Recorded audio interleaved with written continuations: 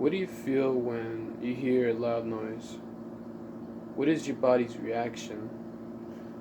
Have you ever felt paralyzed with fear?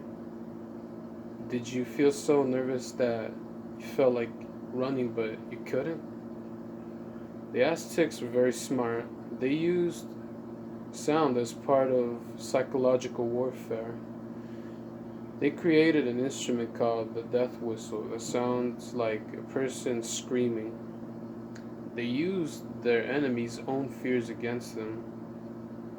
The death whistle has become one of the most important archaeological finds in Mexico because it gives us an insight into the Aztec culture in times of war, religious practices, and healing practices.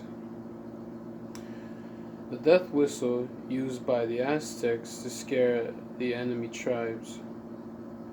The Aztecs also used the death whistle to help guide the sacrificial victims on the journey to the afterlife. Some of the researchers theorize that the Aztecs used certain sound frequencies during healing rituals. The Aztec whistle represents a part of Mexico's culture and violent past between the tribes over territory.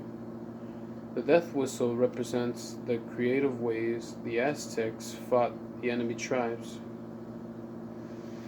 The Aztecs' whistle also represents the religious practices in pre-colonial times. Once the Spaniards invaded Mexico, much of the Aztec culture and religious practices were lost.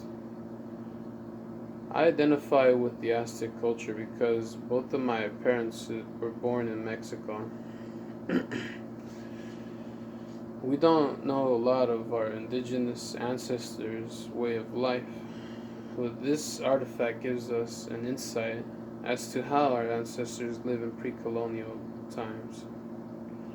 The death whistle is one of the most important archaeological finds in Mexico because it gives us an insight into the Aztec culture in times of war and religious practices and healing practices.